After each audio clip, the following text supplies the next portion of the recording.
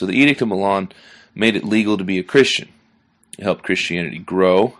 Almost all the emperors after Constantine practiced Christianity, and by the late 4th century, Christianity became the chief religion of the empire.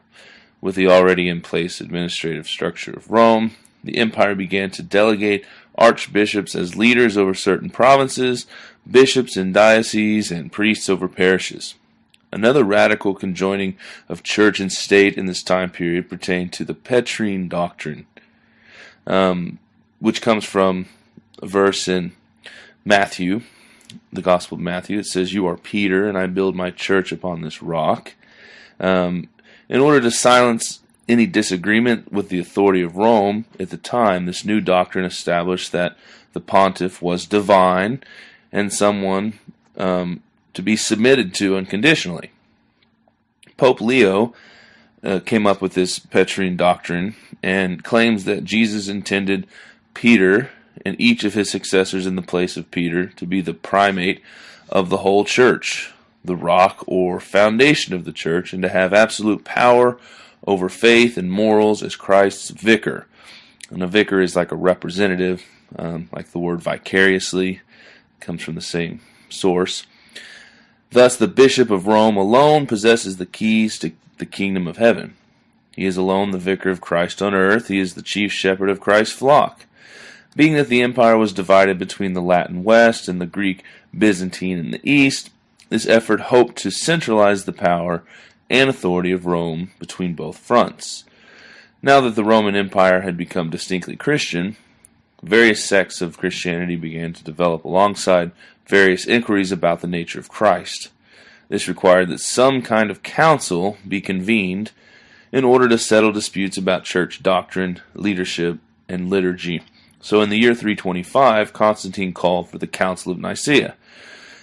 The Council of Nicaea was by no means the first church council ever held, but it was the first time that any attempt had been made to summon a general council of the whole church, at which, at least in theory, the church in every part of the Roman Empire should be represented, and it was by far the greatest number of bishops ever gathered together up to then.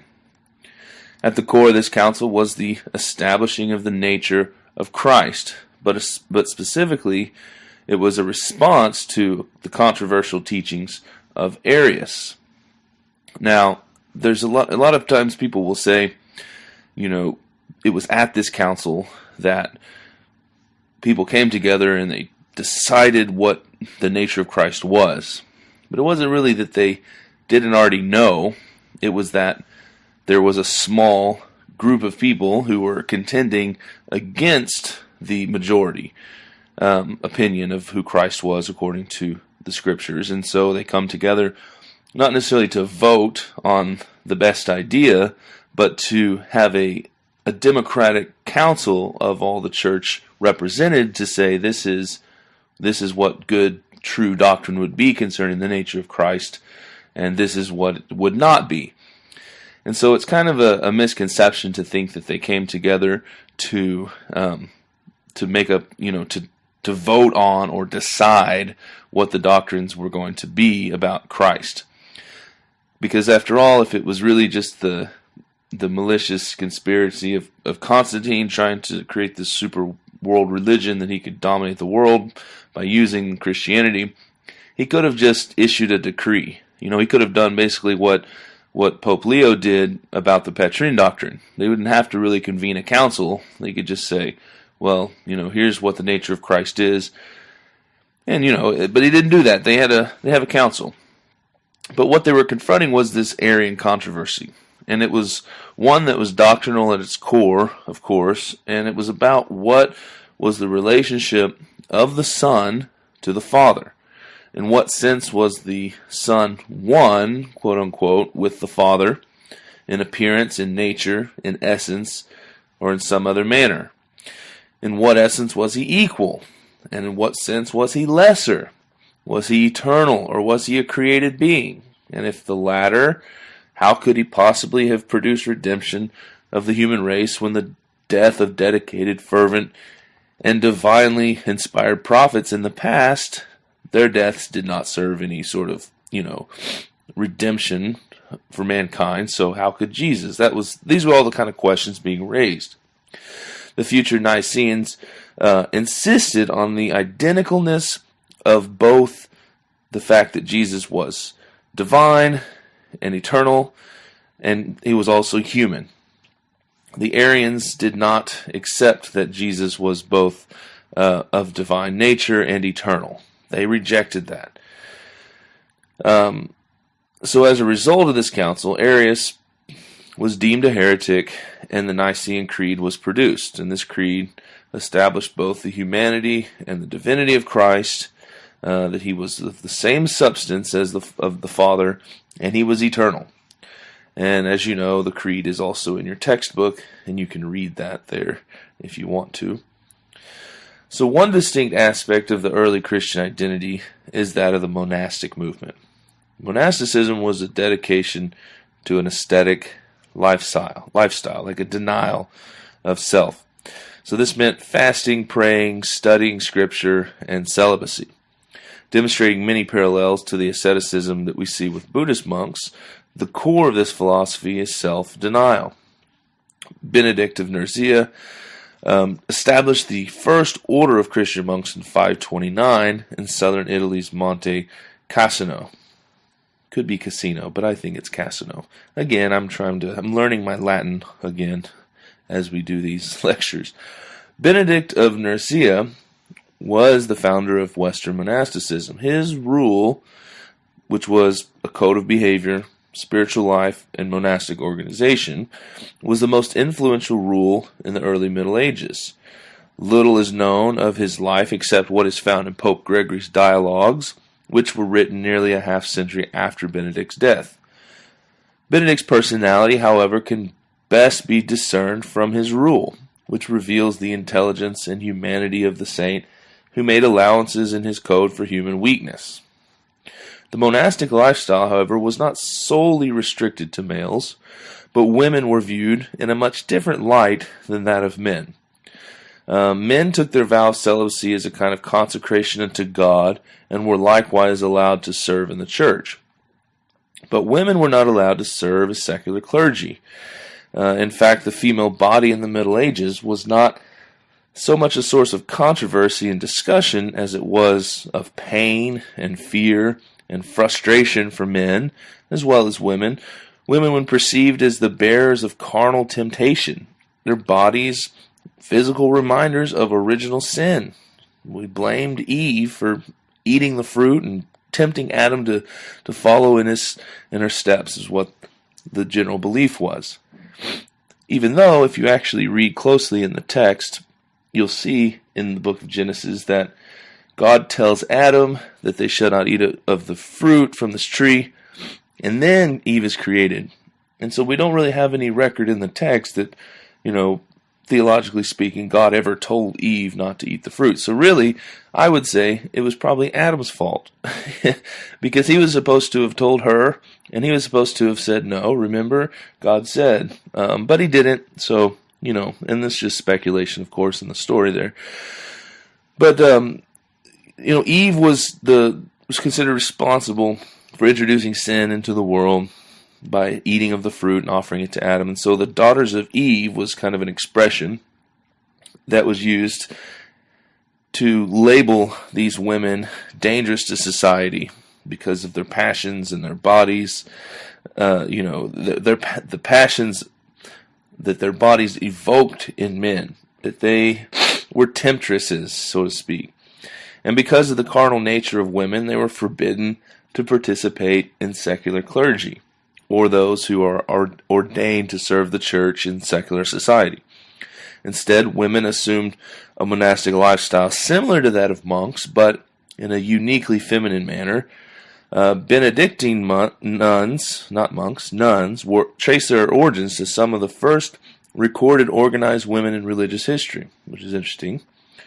Tradition claims that Benedict's sister, Scholastica, who was later, like him, canonized as a saint, served as the head of a monastery.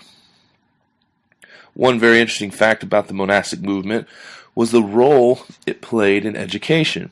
If it were not for the pockets of literature and the literate monks hidden away in their monasteries after the education system of the Greeks and Romans passed away, it is curious to wonder what would have even come about in the West as far as intellectualism and education. In fact, the university system as we know it today is based upon the scholastic and monastic movements. The word university comes from the Latin universitas. No other European institution has spread over the entire world in the way in which the traditional form of the European university has done. The degrees awarded by European universities, the bachelor's degree, the licentiate, the master's degree, the doctorate, have been adopted in the most diverse societies throughout the world. Even the name universitas, which in the Middle Ages was applied to corporate bodies of the most diverse sorts, was accordingly applied to the corporate organization of teachers and students. Historically, it has grown to now cultivate and transmit the entire corpus of methodically studied intellectual disciplines. Where would we be without the monasteries? I mean, really, if you look at the history of the university, everything down to the way classes are held now, apart from the fact that we're, of course, doing this online, we still follow that same model. And we still use a lot of the terminology of chairs of the department, even down to when you wear a robe and a cap and a gown and you have your hat, and it all means something. It's all symbolic, and it comes from this movement in Catholicism of the university. Now, the Latin Church Fathers are foundational. I mean, really, Christian theology was built upon what they did, and they established many of the doctrines that are now considered normal Catholic and Christian doctrines. And so, being that that study was thought was at the heart of the rise of Catholicism, the early church or Latin fathers played a key part in the theological thought that would forever shape Christian doctrine. In formulation of Christian dogma and liturgy in the West, the most important figures were four Latin scholars who lived between the 4th and 6th centuries, and that is Jerome, Ambrose, Gregory, and Augustine. Jerome is most famous for his Latin translation of the Bible, the Vulgate, which served as the official translation of the Catholic Church. Eusebius, Sophronius, Hieronymus, more commonly known as Jerome, was a scholar of both biblical studies and classical literature. In 474, Jerome gets extremely sick, and he has this vision of himself standing before the judgment seat of Christ. Wherefore, Christ ultimately condemns him as a Ciceronian, not a Christian, basically a pagan. And so in an effort to redeem himself, Jerome decides to follow this ascetic lifestyle. He dedicates himself to scriptural studies wholeheartedly. Jerome then moves to Palestine, and learns Hebrew from the hermits. In 382, he moves to Rome and goes to work for the Pope, and a year later he's asked to produce a Latin translation of the Bible. Ambrose is a very interesting guy. In fact, just very interesting. But he was born in Trier, which is in present-day Germany, probably in about 339. In Rome, Ambrose was educated in the liberal studies and trained in law. His education included extensive training in rhetoric, because in the 4th century, rhetoric was the key to wealth and power. Ambrose conquered 3 emperors in his cathedral at Milan, and each victory was more spectacular than the last. He preached eloquently to Gratian upon the faith, blockaded himself against Valentinian II in a triumphant campaign of defiance, and he brought Theodosius, a name coming up again, to his knees to make an unprecedented act of public penance. All 3 of these emperors are reported to have died with the Bishop Ambrose's name on their lips. Basically, they died speaking of the man. Ambrose's unique record sets him apart from contemporary churchmen and defines him historically. His biography is studded with generals and courtiers and Roman senators. He was venerated by Persian nobles, Frankish chieftains, and a German queen, actually. His diplomatic reach extended as far as the Roman empires did. Ambrose wrote hymns, and in your textbook you can see a sample of one of his hymns, which shows some of the influence even of the cult of Mithras and its imagery, speaking of the light of light and things like that. Gregory the Great was born into the senatorial class. Now, he, out of all these, is one of the few that actually becomes pope. But Gregory the Great, he was born into the senatorial class, so he was already kind of aristocratic. He becomes the prefect of Rome in 573, and then he gives his wealth to the poor. He founded 7 monasteries, and in 574, he himself becomes a monk in his own monastic foundation of St. Andrews in Rome. In about 578, he was sent to the imperial court of Constantinople. There he continued to live a monastic life, expounding the book of Job to the community in a series of discourses.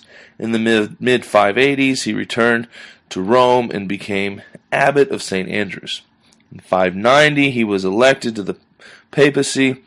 As pope, he concentrated upon practical pastoral attempts to improve social conditions in a period of decline in the old Roman Empire. Gregory was not an original thinker, nor was he a natural philosopher. His great achievement was actually simplifying and presenting for a popular audience much of Augustine's thought. As is likewise noted, Gregory is attributed for his hymnography. He wrote some hymns. And, in fact, despite the lack of historical evidence, his name has long been associated with the codification of the body of chants that became the liturgical music of the early church, Gregorian chants, which we'll touch on a little bit here in a minute. So last and certainly not least in this list, and I'm not sure why they were in this order in the text, but they were, we have Augustine of Hippo. Augustine of Hippo was born in modern-day Algeria, which means he wasn't white, he wasn't European, he was African. In fact, you can see some depictions of Augustine, and he was black. But we don't hear a lot about that, unfortunately, for whatever various reasons you could probably assume.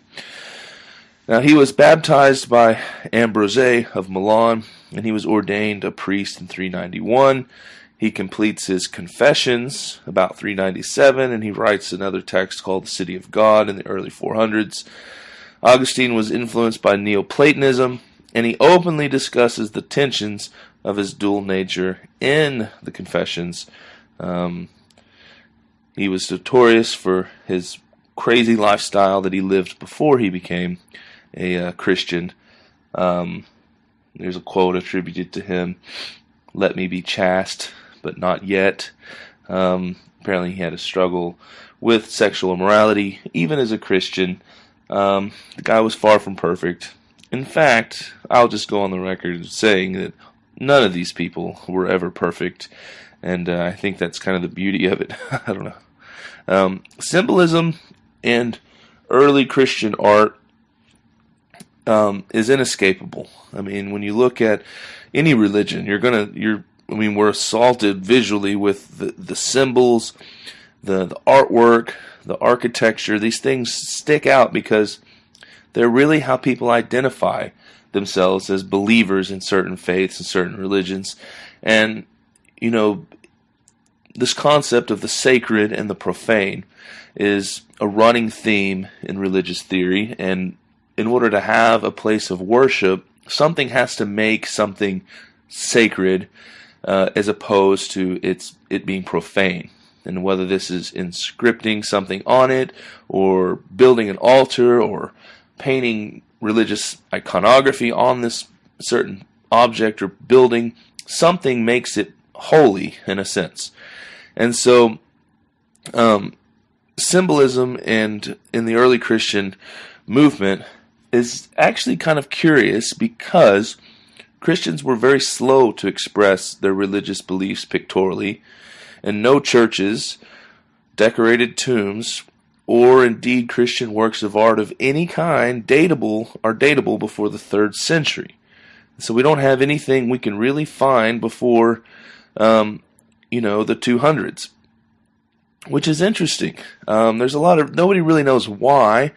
It could partially be because a lot of Christians were poor, or the influence of Judaism, which was extremely against any kinds of imagery, which would be considered kind of idolatry, or we just don't really see much of a rise of Christianity until that period. And then, of course, you have Constantine and Theodosius and the whole Edict of Milan and the laws put into place that legalize Christianity. Nothing really happened. But after that point, we know for a fact that it exploded. And so the earliest forms of Christian art can actually be found as inscriptions of iconography. Certain iconography connected symbolism with spiritual meaning. Followers of Jesus adopted the sign of the fish because the Greek word fish, ichthus, is an acrostic combination of the first letters of the Greek words, Jesus Christ, Son of God, Savior, or in Greek, Jesus Christos Theou Huios Soter. They also use the first and last letters of the Greek alphabet, Alpha and Omega, to designate Christ's presence at the beginning and end of time. Alpha and Omega can be found in the book of Revelation. I am the Alpha and Omega, the first and the last, the beginning and the end, Revelation 22:13. Likewise, the Chi Rho, which kind of looks like an X and a P, were the first 2 letters of Christos in the Greek. The symbol was popular in the Greek Orthodox Church, for obvious reasons. Likewise, there was a numerological significance assigned to certain numbers. 3 for Trinity, Father, Son, Holy Ghost. 4, there were 4 evangelists. 5 wounds of Jesus. 12 disciples, 10 commandments, and so on. So numbers had meaning and kind of had a holy significance in the early church. And of course, we see these inscriptions, we see some of this artwork begin to appear actually on sarcophagus, on burial sites, but most importantly, we can see an artistic expression in the architecture, which is kind of what we talked about when we looked at Rome and in Greece, the way they, on their temples to their gods, they would have frescoes, and they would have these inscriptions and carvings into the rock. But for the Roman architecture, part of the art forms in that era included the architecture of the Roman basilica. As with the sacred temples of antiquity, the Christian church consisted of a hierarchy of spaces that ushered the devotee from the chaos of the everyday world to the serenity of the sacred chamber, and ultimately to the ritual of deliverance.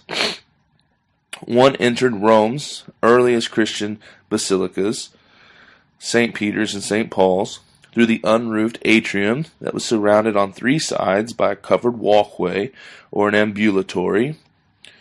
And an ambulatory is like a passageway that winds around an apse. Romanesque buildings often have chapels that radiate from the ambulatory, and ambulatories can be found in buildings as early as St. Costanza in the early Christian period as well.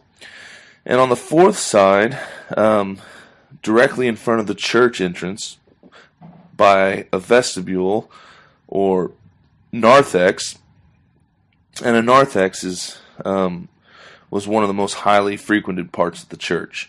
It was used for a variety of purposes, both devotional and practical. The narthex was for those who were not permitted to witness the holy mysteries, most notably penitence and catacombs. So we have the ambulatory, we've got the narthex, and then the outer zone was provided, and there's a picture of this in your book, by the way, so if it's confusing, it's because it is, but it's in the text as well. And this outer zone provided a transition between temporal and spiritual realms. And so, again, we have sort of this separation of the sacred and the profane. Having crossed the vestibule and entered through the west portal, one would proceed down the long, colonnaded central hall, also known as a nave, flanked on either side by two aisles. The upper wall of the nave consisted of the gallery and the clerestory. Now, a clerestory is a row of windows on the upper wall, part of a wall, and it was meant to provide natural light to the interior of the structure. In the medieval era, clerestory windows were often filled with stained glass to enhance the building's sacred character. Now that would have been what's going on in Rome and in the west, and then we have the east part of the Roman Empire, known as the Byzantine. And of the most important structure in the Byzantine, without a doubt, is that of Hagia Sophia. And Hagia Sophia marks the golden age of the Byzantine art and architecture that took place under the leadership of the Emperor Justinian. Assuming the throne in 527, Justinian envisioned Constantinople as the new Rome. Supported by his politically shrewd consort Theodora, he sought to reunify the eastern and western portions of the Roman Empire. Hagia Sophia literally means holy wisdom. In fact, there is quite a bit of controversy surrounding the meaning behind Hagia Sophia. Sophia comes from Gnosticism, the vilified mystery cult of early Christianity, for which Sophia was a great goddess. She was said to have evolved at creation from the union of masculine depth and feminine silence. For some early Christians, she was synonymous with the Holy Spirit aspect of the triune God. She was Psyche, or the goddess within. The Hagia Sophia, or Church of Santa Sophia, in Constantinople was named for her. The textbook definitely did not see it relevant to enter into the controversy about the goddess, who had a Christian church in her name, but one thing is for certain: Muslims took Sophia hostage and gave her a makeover into a mosque. Emperor Justinian built Hagia Sophia, and for 900 years it served as the seat of the Orthodox Patriarch of Constantinople, the Eastern Vatican. Replete with shimmering mosaics and fine marble, Hagia Sophia was the single greatest architectural achievement of the Byzantine Empire. When the Ottomans took Constantinople in 1453, Sultan Mehmed the Conqueror, impressed with the great church's beauty, converted it into an imperial mosque. In the 1930s, she was converted into a museum. So now for a final word about music in this period and some final thoughts. As was mentioned before, Pope Gregory the Great is attributed for organizing chants, the chants that the monks sang. Hence, that's why we call them Gregorian chants, right? These chants were sang without accompanying instruments, which is called a cappella. Capella is the Latin word for chapel, so the literal meaning here is in the style of the chapel. This is because the monks would chant in monophonic or without complex harmony and melody, and it would echo through the cavernous chapels and cathedrals.